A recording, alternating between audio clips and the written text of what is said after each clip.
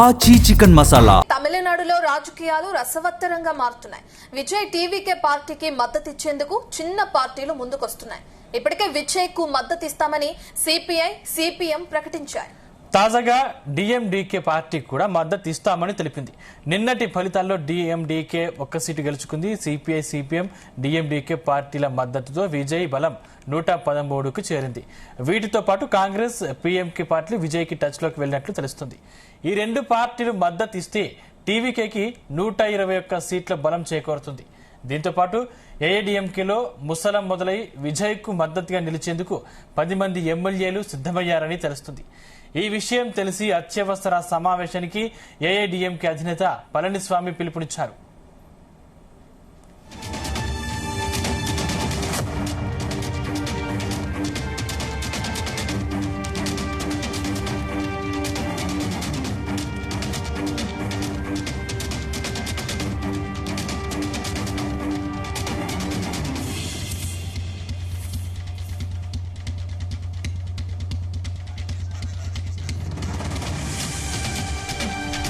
దీనికి సంబంధించిన పూర్తి డీటెయిల్స్ అందించడానికి మా చీఫ్ న్యూస్ కోఆర్డినేటర్ రాధాకృష్ణ అందుబాటులో ఉన్నారు. రాధాకృష్ణ, మనం చూస్తున్నాం మ్యాజిక్ ఫిగర్ 118 సీట్లు, అయితే 108 సీట్లనే గెలుచుకున్నారు విజయ్. ఇక మిగిలిన సీట్లతో పొత్తుతో ఎవరికి ముందుకు వెళ్తారనేదే ఇప్పుడు పెద్ద క్వశ్చన్ మార్క్ గా ఉందని చూసుకోవచ్చు. అయితే ఏం జరుగుతుంది అక్కడ రాజకీయాల్లో? విజయ్ పార్టీకి మద్దతు ఇచ్చేందుకు ఎవరు ముందుకు వస్తున్నారు? చిన్న పార్టీలు ప్రధానంగా ముందుకొచ్చినా కూడా మ్యాజిక్ ఫిగర్ ని సాధించలేని పరిస్థితి ఏంటి? విజయ్ ఎలా ముందుకెళ్తారనుకోవచ్చు? రాజకీయాల్లో సంచలనాలు క్షణక్షణానికి ఉత్కంఠగా మారుతున్నాయని చెప్పవచ్చు. నిన్న ఎప్పుడైతే ఫలితాలు విడుదలయ్యాయో, ఫలితాలు విడుదలైన తర్వాత మొత్తంగా 105 సీట్లు అత్యధికంగా సీట్లు గెలుచుకొని అతిపెద్ద పార్టీగా తమిళనాడు రాష్ట్ర రాజకీయాల్లో టీవీకే పార్టీ తొలిసారిగా పార్టీ పెట్టిన 2 సంవత్సరాల కాలంలోనే దాదాపుగా అత్యధిక సీట్లతో అతిపెద్ద పార్టీగా తమిళనాడు రాష్ట్ర రాజకీయాల్లో అవతరించింది. సో ఒకవైపు మ్యాజిక్ ఫిగర్ కు దగ్గరగా వచ్చింది. 105 సీట్లకు మాత్రమే పరిమితమైంది. సో అధికారంలోకి రావాలంటే, ముఖ్యమంత్రి పీఠం చేపట్టాలంటే, ప్రభుత్వాన్ని ఏర్పాటు చేయాలంటే 118 సీట్లు కావాలి. ఇంకొక 10 సీట్లకు దూరంగా ఇంకా 10 మంది ఎమ్మెల్యేల మద్దతు అవసరం ఉంది. ఈ నేపథ్యంలో ఉదయం నుంచి కూడా తమిళనాడులో కాస్త ఉత్కంఠ పరిణామాలు, ఉత్కంఠ రాజకీయంగా కొన్ని పార్టీకి సంబంధించినటువంటి కార్యకలాపాలు జరుగుతున్నాయని మనం భావించాల్సి ఉంటుంది. సో ఉదయం టీవీకే పార్టీ అధినేత కాసేపటి క్రితమే, 1 గంట క్రితమే పార్టీకి కొత్తగా ఎన్నికైనటువంటి ఎమ్మెల్యేలతో 108 ఎమ్మెల్యేలు మొత్తం గెలిచారు. వాళ్ళందరితో భేటీ అయ్యారు. సో అందులోనే ఎల్పీ లీడర్ గా విజయ్ ని ఎన్నుకున్నారు. అది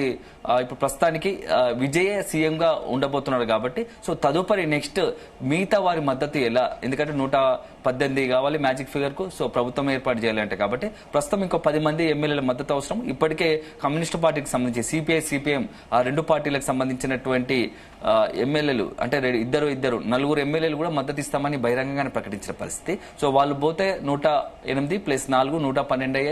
ఇక నెక్స్ట్ 112కు తోడుగా అదనంగా ఇంకా 6 సీట్లు తక్కువ పడుతున్నాయి. ఇప్పుడు 6 సీట్లలో ఒక వైపేమో 5 కాంగ్రెస్ గెలుచుకోగా, మరొక 4 పిఎంకే పార్టీ తరఫున ఎమ్మెల్యేలు గెలిచారు. సో 9 మంది.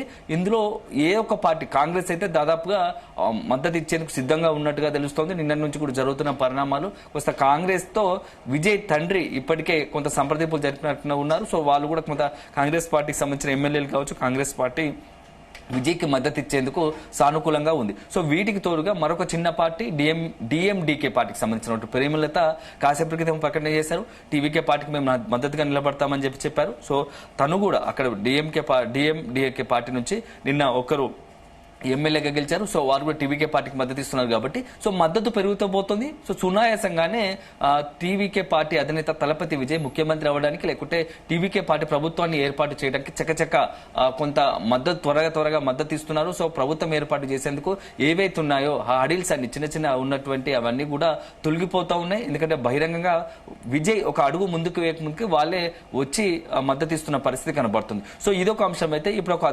తమిళనాడు నుంచి ఒక అతిపెద్ద బ్రేకింగ్ వస్తా ఉంది. సో మొత్తం నిన్న వచ్చినటువంటి ఫలితాలు ఏఐడిఎంకేలో ఒక పెద్ద చిచ్చు రాజేసింది. తమిళనాడులో టీవీకే పార్టీకి 105 సీట్లు రావడంతో ఏఐడిఎంకేలో పెద్ద చిచ్చు రాజేసింది. ఒక రకంగా నిట్ట నిలువుగా చీలిపోయే ప్రమాదం ఉందని చెప్పేసి సంకేతాలు వెలువడతా ఉన్నాయి. కొంతమంది ఎమ్మెల్యేలు ఇప్పటికే టీవీకే పార్టీ అధినేత విజయ్కి మద్దతు ఇచ్చేందుకు సిద్ధంగా ఉన్నాము, అవసరమైతే మేము గుంపు ఒక సగ భాగంగా ఎమ్మెల్యేలు అందరం కలిసి కూడా మద్దతు ఇచ్చేందుకు టీవీకే పార్టీకి మద్దతు ఇచ్చే సిద్ధంగా ఉన్నట్టుగా కూడా ఏఐడిఎంకేలో పెద్ద చర్చ జరుగుతూ ఉంది. తమిళనాడు రాష్ట్ర రాజకీయాల్లో ఇది ఒక పెను సంచలనం కాబోతున్నట్టు తెలుస్తుంది. సో నిన్నటి నుంచి కూడా ఫలితాలు వచ్చిన తర్వాత ఏఐడిఎంకే ఉన్నటువంటి మొత్తంగా చూస్తున్నటువంటి పళనిస్వామి, గత మాజీ ముఖ్యమంత్రి ఉన్నటువంటి పళనిస్వామి ఎమ్మెల్యేలపై నిఘా పెట్టారు. సో పరిస్థితులు ఎమ్మెల్యే యొక్క ఒక అడుగులు గమనించినటువంటి అలర్ట్ అయినటువంటి ఏఐడిఎంకే పళనిస్వామి మొత్తంగా కూడా ఇవాళ అత్యవసర సమావేశం నిర్వహించబోతున్నారు. సమావేశంలో తన పార్టీ తరఫున ఎలా స్టాండ్ ఉండబోతోంది అనేది ఒక క్లియర్ కట్ గా చెప్పే అవకాశం ఉన్నట్టు తెలుస్తుంది. సో దానికి ముందే ఎమ్మెల్యేలు కొంతమంది బహిరంగంగానే దాదాపు ఒక 12 మంది ఎమ్మెల్యేలు ఇప్పటికే అది టీవీకే పార్టీకి మద్దతు ఇస్తాము, మేము బహిరంగంగానే మద్దతు ఇచ్చేందుకు సిద్ధంగా ఉన్నాము. సో ఒక గ్యాంగ్ గా అంటే ఒక పార్టీగా ఒక 12 మంది ఎమ్మెల్యేలు కలిసి డైరెక్ట్ గానే నేరుగానే టీవీకే అధినేత తలపతి విజయన్ కలిసి మేము మీ ప్రభుత్వ ఏర్పాటుకు మేము సిద్ధంగా ఉన్నాము, మేము కలిసి వస్తామని చెప్పేసి ప్రకటించే సిద్ధంగా ఉన్నారు అని చెప్పేసి ఒక వార్త అయితే వస్తుంది. తమిళనాడు రాష్ట్ర రాజకీయాల్లో అదే జరిగితే ఒక పెను సంచలనం. ఎందుకంటే సీఎం కాకముందే, ప్రభుత్వం ఏర్పాటు కాకముందే టీవీకే పార్టీ ఎఫెక్ట్ తో ప్రభావంతో ఏఐడిఎంకే నిట్ట నిలువున చీలే అవకాశం ఉన్నట్టుగా తెలుస్తోంది. ఎందుకంటే పళనిస్వామి తర్వాత కొంతమంది కీలకంగా ఉన్నటువంటి నాయకులు ఈ మొత్తం వ్యవహారము అంటే ఏఐడిఎంకే చీలిక వచ్చేలాగా ప్రయత్నాలు జరుగుతున్నాయి అని తెలుస్తోంది. సో ఏఐడిఎంకేకి సంబంధించినటువంటి కొంతమంది కీలకంగా ఉన్న ఎమ్మెల్యేలు, సీనియర్ ఎమ్మెల్యేలు అంతా కలిసి టీవీకే పార్టీకి మద్దతుగా ఇస్తే తమకు మంత్రి పదవులు వచ్చే అవకాశం ఉంటుంది. అదే సందర్భంలో పార్టీకి అండగా ఉన్నట్టుగా ఉంటుంది. సో భవిష్యత్తులో, ఎందుకంటే ఇప్పుడున్నటువంటి స్థితిలో ఏఐడిఎంకేకి ఇంకా భవిష్యత్తులో రాజకీయంగా పరిస్థితులు ఎలా ఉంటాయో, ఎందుకంటే జయలలిత లోటు స్పష్టంగా ఏర్పడుతోంది. సో ఒకవేళ కనుక ఏఐడిఎంకే నిజంగానే బలంగా ఉంటే టీవీకే పార్టీ కాకుండా డిఎంకే పై ఉన్న వ్యతిరేకత అంతా ఏఐడిఎంకేకి క్యాచ్ అయ్యేది, కొంత ఏఐడిఎంకేకి అనుకూలంగా ఫలితాలు వచ్చేవి. కానీ ఇట్లాంటి పరిస్థితులు కేవలం 47 సీట్లకు మాత్రమే పరిమితం ఏంటంటే ఇక భవిష్యత్తు లేదు ఏఐడిఎంకేకు. పొలిటికల్ గా తమిళనాడులో ఇక దాదాపుగా ద్వారాలు మూసుకుపోయినట్టే అనే ఒక ఆలోచన చాలా మంది ఎమ్మెల్యే ఉన్నట్టు తెలుస్తోంది. సో ఆ ఒక ఆలోచనే ఏఐడిఎంకేకు నిట్ట నిలువుగా చీలిపోయే ప్రమాదం ఉందని చెప్పేసి కొంత సంకేతాలు పళనిస్వామికి అందాయి. వెనువెంటనే వాటిని మొత్తంగా కప్పిపుచ్చే ప్రయత్నాలు, లేకుంటే ఆ ప్రమాదం నుంచి గట్టెక్కించేందుకు, లేకుంటే ఏఐడిఎంకే చీలిక నివారించేందుకు కొన్ని ప్రయత్నాలు చేస్తున్నట్టుగా తెలుస్తోంది. ఎవరైతే అసంతృప్తిగా ఉన్నారో, ఎవరైతే ఇప్పుడు మొత్తంగా కూడా టీవీకే పార్టీకి మద్దతు ఇవ్వాలనుకుంటున్నారో వాళ్ళందరినీ పిలిచి భవిష్యత్తులో మనం ఖచ్చితంగా టీవీకే పార్టీ తర్వాత మనకే అధికారంలోకి వచ్చే అవకాశం ఉంది.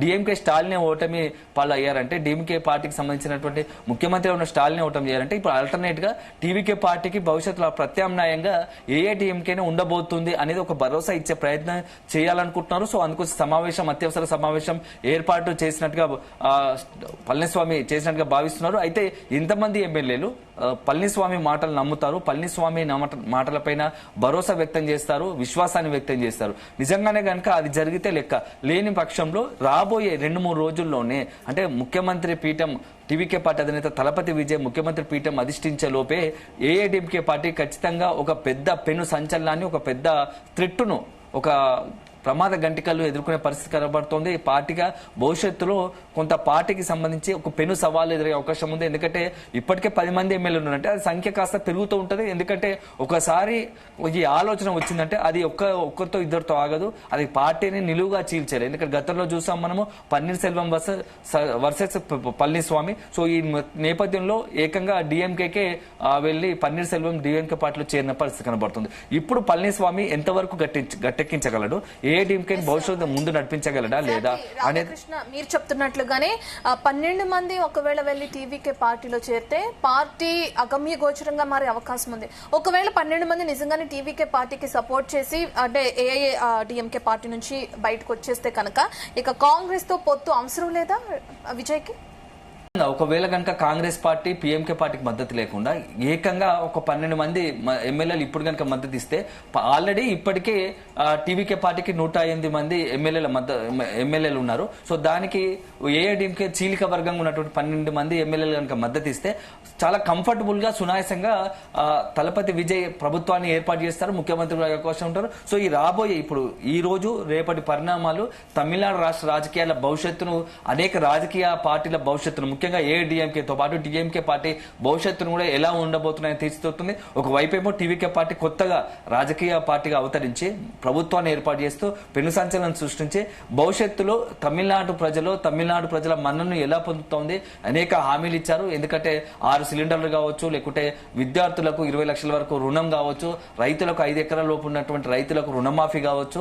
అదే సందర్భంలో విద్యుత్ అంటే ఉచిత 200 యూనిట్ల వరకు ఉచిత విద్యుత్, దీంతో పాటు కొన్ని కీలక ఎవరికైతే ఫస్ట్ క్లాస్ నుంచి 12th వరకు ఉన్నటువంటి విద్యార్థులకు సంబంధించినటువంటి చదువుకునే విద్యార్థుల తల్లి అకౌంట్ లో 15 సంవత్సరానికి 15,000 అమౌంట్ జమ చేయడం కావచ్చు. దీంతో పాటుగా నెక్స్ట్ విద్యార్థులకు ఎవరైతే నిరుద్యోగులు ఉన్నారో నిరుద్యోగ వృత్తి కింద 4,000 ఇవ్వడం నెలవారీ, ఇవన్నీ కూడా కొన్ని హామీలు ఉన్నాయి. ఇవన్నింటిని ఎలా నెరవేర్చగలడు? సో వీటితో పాటుగా ఒకవైపు సంక్షేమ పథకాల అమలు ఒకటైతే నెక్స్ట్ తమిళనాడును రాజకీయంగా కావచ్చు మొత్తం దేశంలో అత్యున్నత స్థితిలో నిలపడం ఎలా? ఎందుకంటే ఇప్పటి వరకు కూడా తమిళనాడు మొత్తం ఎంటైర్ దేశంలో 2 వెస్ట్ బెంగాల్ ఒకటి, అదేవిధంగా తమిళనాడు భిన్న వాతావరణం, భిన్న సంస్కృతులు, భిన్న రకంగా అక్కడ ప్రజల ఆలోచన ఉంటాయి. సో నిన్న వెస్ట్ బెంగాల్లో బీజేపీ గెలిచింది, సో అనూహ్య ఫలితము.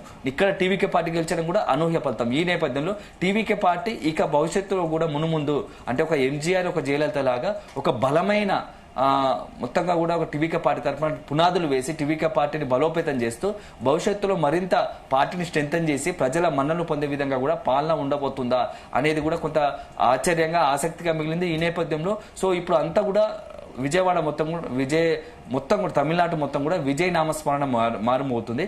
ఈ నేపథ్యంలో ఈ యొక్క విజయ్ అనే ఒక పేరు అనేది ఇటు ఏఐడిఎంకే కావచ్చు డిఎంకే కూడా కొంత వైబ్రేషన్ సృష్టిస్తుంది. ఈ నేపథ్యంలోనే ఏఐడిఎంకేలో ఇప్పుడు 12 మంది ఎమ్మెల్యేలు విజయ్ పార్టీ వైపు చూసే ఆలోచనలు ఉన్నారు. అది 12 మందా లేకుంటే 10 మందా, ఇంకా సంఖ్య పెరుగుతుందా అనేది మాత్రం మనం చూడాల్సి ఉంటుంది. సో అల్టిమేట్ గా మాత్రం విజయ్ కొంత పొలిటికల్ గా ఒకవైపు మొత్తంగా కూడా అన్ని సీట్లు గెలిచి ఇటు ఏఐడిఎంకే డిఎంకే షాక్ ఇస్తే, ఇప్పుడు గెలిచిన తర్వాత కూడా అధికారులకు వచ్చే ముందు ప్రభుత్వం ఏర్పాటు చేసే ముందు కూడా కొన్ని పెను సంచలనాలు ప్రకంపనలు పళనిస్వామి కూడా సమావేశం ఏర్పాటు చేయడం మనం చూస్తున్నామా రాధాకృష్ణ? అంటే ఇప్పుడు ఈ తీసుకునే సమావేశంలో ఎటువంటి నిర్ణయాలు తీసుకుంటారు అనుకోవచ్చు? ఎందుకంటే వచ్చిన అంటే 2-3 సంవత్సరాల్లోనే ఇంత భారీ మెజారిటీతో గెలుస్తారని ఊహించుండరు ఎవరు కూడా.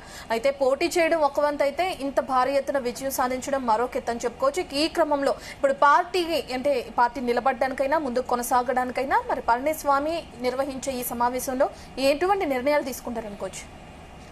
రత్నం, ఇప్పుడు పళనిస్వామికి ఒక మీద కత్తి మీద స్వాము పులి మీద స్వారి లాంటిదే. ఎందుకంటే ఇప్పుడు ఉన్నటువంటి నేపథ్యంలో ఉన్నటి వరకు పార్టీ ఒక లెక్క, ఇప్పుడు ఉన్నటువంటి ఎమ్మెల్యేలను కాపాడుకోవడం ఒక పెద్ద సవాల్గా మారుతుంది. 47 మంది గెలిచారు. 47 మందిలో ఎవరి మాట, ఎందుకంటే ఒక జయలలిత ఒక మరణం తర్వాత ఏఐడిఎంకేకి సంబంధించి ఒక పెద్ద షాక్. ఆ తర్వాత పార్టీ భవిష్యత్తులో కోలుకుంటుందా లేదా? ఎందుకంటే ఇప్పటి వరకు కూడా ఏఐడిఎంకే వెనుక అందరికి తెలిసిన విషయం, కేంద్రంలో ఉన్నటువంటి బీజేపీ పార్టీ కేంద్ర పెద్దల సహకారంతో ఏఐడిఎంకే అక్కడ కొంత నెగ్గుకుంటూ వస్తుంది. ఇప్పుడు 47 సీట్లు కూడా గెలిచిందంటే అది ఒక రకంగా అది గెలుపు ఏఐడిఎంకే కన్నా అది బీజేపీ గెలుపు, లేకుంటే మోడీ అమిత్ షా గెలుపు అంటేనే బాగుంటుందేమో. ఎందుకంటే అసలు ఏఐడిఎంకేకు తెర వెనుక ముందు అన్నీ ఉన్నది కూడా మొత్తం కూడా కేంద్రంలో ఉన్నటువంటి బీజేపీ. సో వాళ్ళ సహకారంతోనే ఈ రోజు 47 సీట్లు గెలిచగలిగారు. సో ఈ నేపథ్యంలో అక్కడ ఉన్నటువంటి ఎమ్మెల్యేలకు కూడా ఒక నిన్న మొన్నటి వరకు భరోసా, ఎందుకంటే కేంద్రంలో కూటమిలో ఉన్నాం కాబట్టి, ఎన్డీఏ కూటమిలో ఉన్నాం కాబట్టి తమకు రాజకీయ భవిష్యత్తు ఉంటుందని చెప్పేసి భావించాయి. కానీ ఇప్పుడు ప్రతిపక్ష పాత్ర పోషించాల్సి వస్తుంది.